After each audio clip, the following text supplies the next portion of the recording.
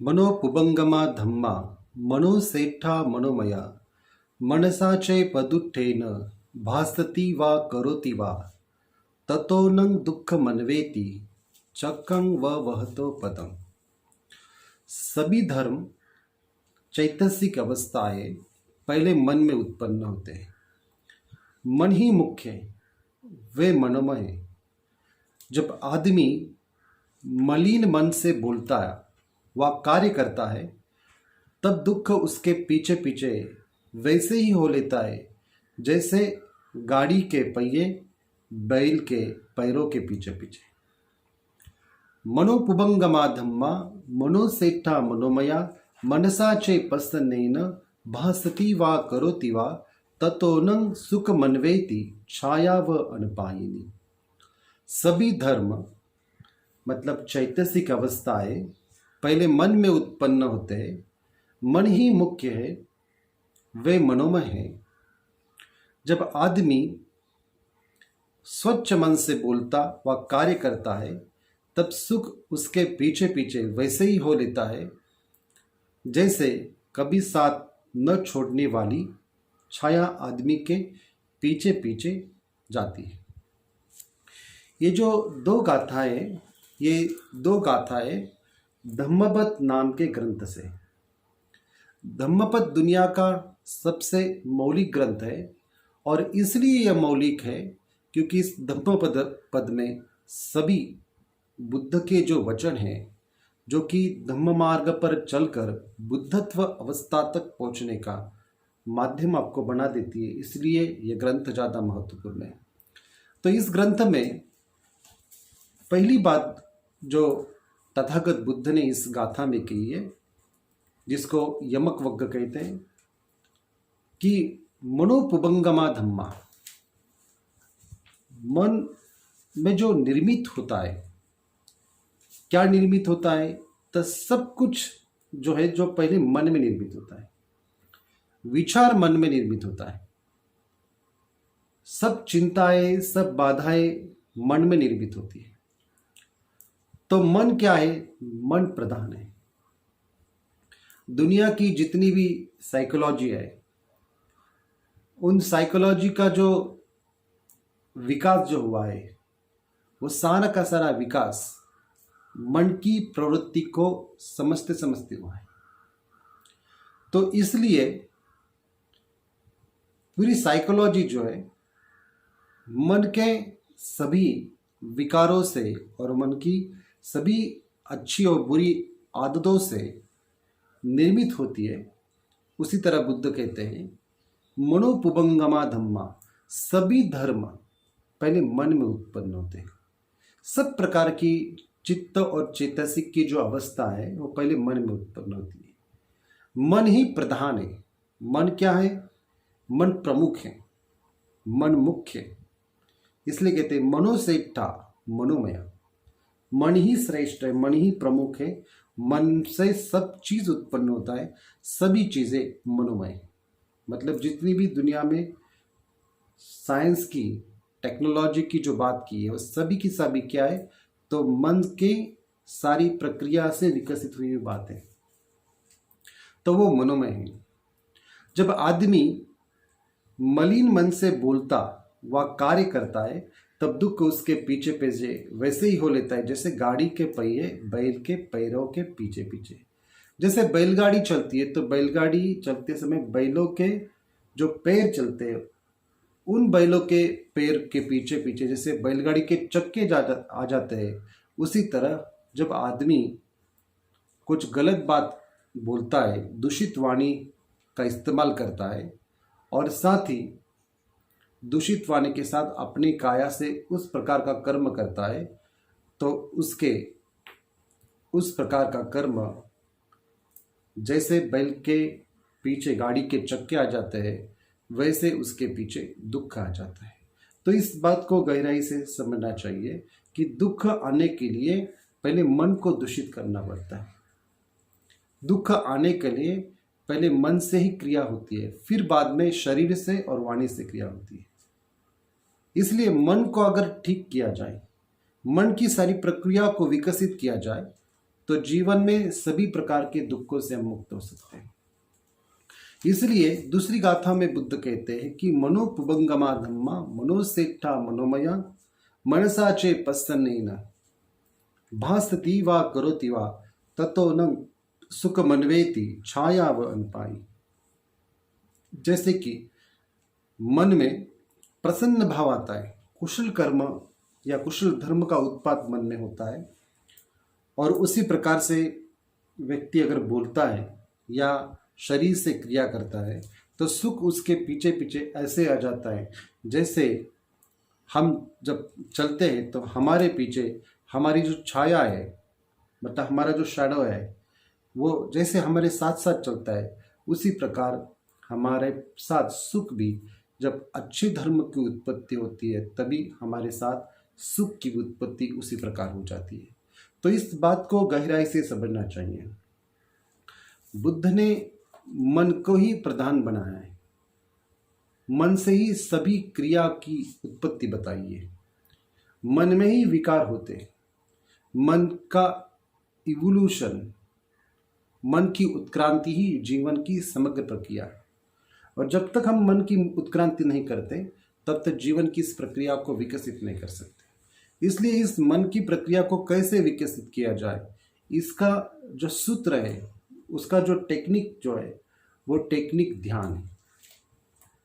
ध्यान के माध्यम से मन की सभी प्रक्रिया को हम समझ सकते हैं। जैसे Sigmund Freud, Carl Gustav Jung, Adler, ये जो मनस्विशद हो गए, इन्होंने मन का जो विश्लेषण किया, लेकिन ये खुद कभी बुद्ध नहीं बन सके।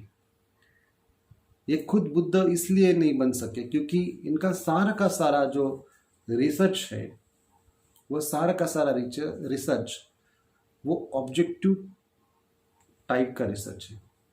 मतलब इन सारी रिसर्चों में, इन सारी प्रक्रियाओं में मन की सारी विश्लेषण की प्रक्रिया है, लेकिन मन का विश्लेषण करते समय वो खुद उस मन की अवस्था तक नहीं पहुंच सकते। वो दूसरों की और दूसरों के मन का विश्लेषण करते हैं।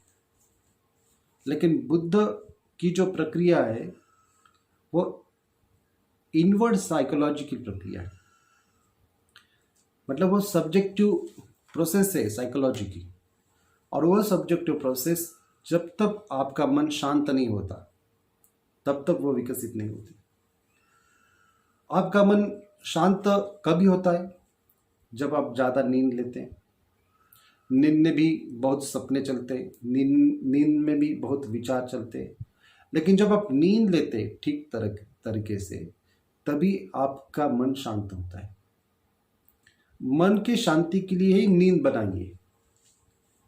दिन भर हम जो काम करते हैं, दिन भर हम जो श्रम करते हैं, वो श्रम करने के बाद नींद की बहुत ज़्यादा ज़रूरत होती है। अगर आप नींद नहीं लेते तब आपका जीवन एक प्रकार का डिस्टर्बेंस हो जाएगा, आपको कभी रिलैक्सेशन नहीं आएगा।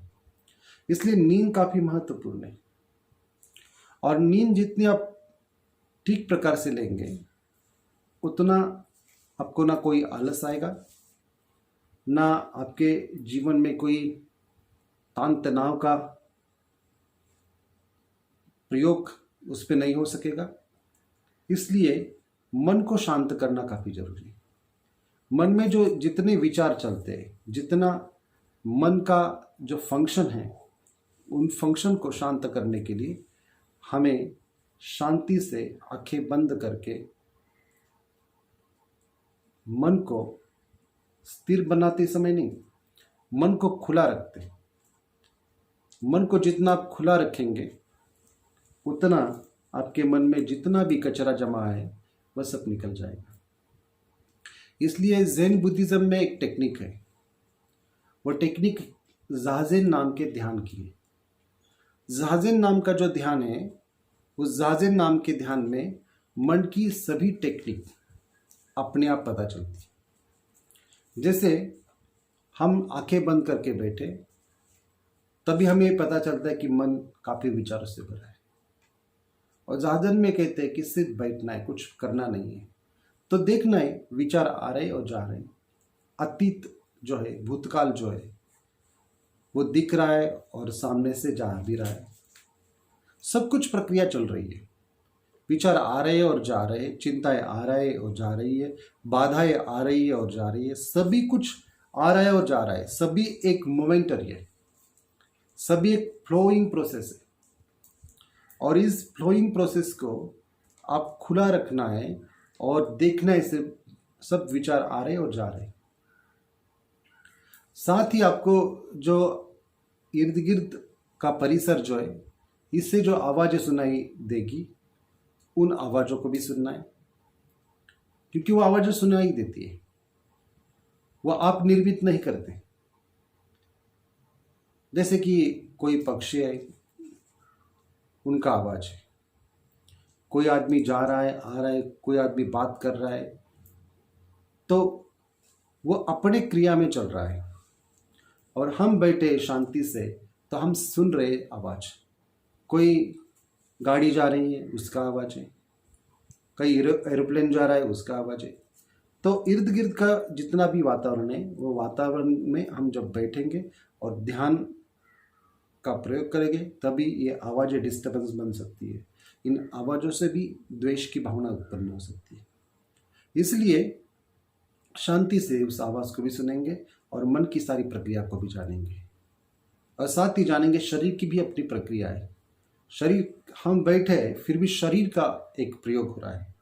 शरीर श्वास ले रहा है, शरीर सांस छोड़ रहा है। सांस लेना और छोड़ना या हम नहीं कर रहे, वो शरीर के माध्यम से अपने आप हो रहा है। तो आंखें बंद किए और आँख का जो आईबॉल्स है, उनका भी एक प्रकार का मूवमेंट चल रहा है, हाथों का मूवमेंट चल रहा है, कुछ ना कुछ प्रक्रिया चल रही है, तो उसको भी जानना है। जैसे एक कथा मुझे यहाँ पर याद आती है कि भगवान बुद्ध एक बार अपने भिक्षुओं को प्रवचन दे रहे थे, और प्रवचन देते समय वह सुनने के लिए राजा भी आया था। राजा का जो प्रधानमंडल था वो भी आया था, वो भी सुनने के लिए बैठे थे। और बुद्ध बात करते थे, और बात करते करते बीच में रुकते थे और बीच में देखते थे कि वहाँ पर बैठे हुए जो राजा प्रसन्नजीत थे, तो राजा प्रसन्नजीत वहाँ पर बैठे थे। तो राजा प्रसन्नजीत बैठते समय उनके पैर का जो अंगूठा है, वो अंगूठा हिल रहा था। तो बुद्ध प्रवचन करते करते रुक जाते और राजा के उस हिलते हुए अंगूठे की ओर देखते। फिर राजा का जो अंगूठा था वो हिलने से बंद हो जाता। फिर बुद्ध फिर से प्रवचन को शुरुआत करते, फिर प्रवचन देते, फिर राजा का अंगूठा फिर से हिलने लगा, तो फिर बुद्ध उस पैरों के अंगूठे, उस राजा के पैर के अंगूठे की ओर, अंगूठे की ओर वो देखते। फिर से राजा, उसका जो अंगूठा हिल रहा था, वह अंगूठा हिलने का बंद हो जाता। फिर बुद्ध फिर से प्रवचन शुरू करते। तो ये 2-3 बार होने के बाद राजा प्रसन्नजीत ने तथागत बुद्ध से कहा कि तथागत, आप प्रवचन देते और बीच में रुकते, मेरे अंगूठे की ओर क्यों देखते, मेरे पैर के अंगूठे की ओर क्यों देखते? तब बुद्ध ने कहा, राजा, तुम्हारे पैर का अंगूठा हिल रहा है, तुम्हें पता है क्या? तब राजा प्रसन्नजीत ने कहा, नहीं, जब आप उस अंगूठे की ओर देखते तभी मुझको पता चलता है कि पैर का अंगूठा हिल रहा है, वरना मुझे पता ही नहीं चलता। बुद्ध कहते कि ऐसा लगता है वो बेहोशी में अंगूठा हिल रहा है। आपके पैर का अंगूठा है और हिल रहा है और आपको पता नहीं। एक प्रकार की अंदर से बेहोशी छाई हुई है। उन बेहोशी को मुक्त करने के लिए ही जागरूकता का अभ्यास करना जरूरी है।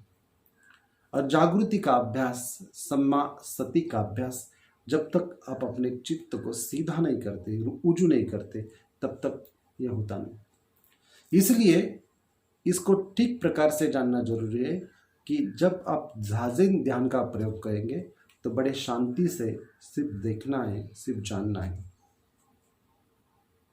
जितनी भी आवाज़ आ रही है उसे जानना है, जितने भी विचार आ रहे हैं उसे जानना है, और शरीर में जो भी प्रक्रिया हो रही है उसे जानना है। जब आप इस प्रक्रिया को समझेंगे तभी ध्यान की अवस्था अपने आप अपने विकसित हो सकती है। तो इसलिए इस बुद्ध की इन गाथा को समझते समझते हम अपने मन की सारी प्रक्रिया को समझेंगे, और अपने मन की प्रक्रिया को समझेंगे तभी हम मन के सभी विकारों से मुक्त हो सकते हैं। और जैसे बुद्ध ने यहाँ पर कहा कि जब मन में प्रसन्न भाव उत्पन्न होता है, कुशल धम्म उत्पन्न होता है, तभी व्यक्ति ठीक तरीके से कर्म करता है। और मनुष्य का कर्म ही मनुष्य की जीवन की समग्र प्रक्रिया है। उसका कर्म ही पुण्य का संपादन करता है, या उसका अपुण्य ही अपुण्य का संपादन करता है। इसलिए मन को विकसित करने के लिए, मन को सीधा करने के लिए, मन को एक मार्गस्थ करने के लिए हमें इस ध्यान का प्रयोग करना खूब जरूरी है। और इन दोनों गाथाओं पर विचार करना और इन गाथाओं के अनुसार अपने जीवन में रूपांतरण लाना ये काफ़ी महत्वपूर्ण है। तो इन बातों को गौर से आप देखो, इन दो गाथाओं को मन में समाओ, इन दोनों गाथाओं पर विचार करो शांति से, और ध्यान का प्रयोग अपने जीवन में करो, तभी आप इससे मुक्त होते हैं। तो ठीक है, अभी हम ध्यान का ही प्रयोग करेंगे, जाज़ेन मेडिटेशन का हम प्रयोग करेंगे। सीधा बैठिए और सीधा बैठकर आंखें बंद करें।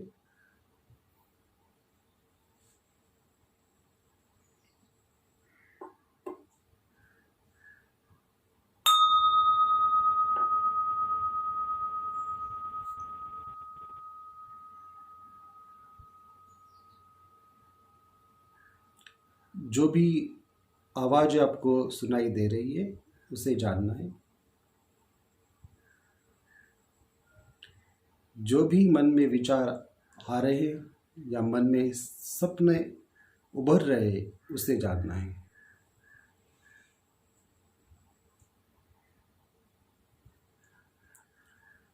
रीढ़ की हड्डी को सीधा रखें, आंखें ठीक से बंद करके अपने हाथों को एक दूसरे के ऊपर रखते हुए हमें ध्यान करना है।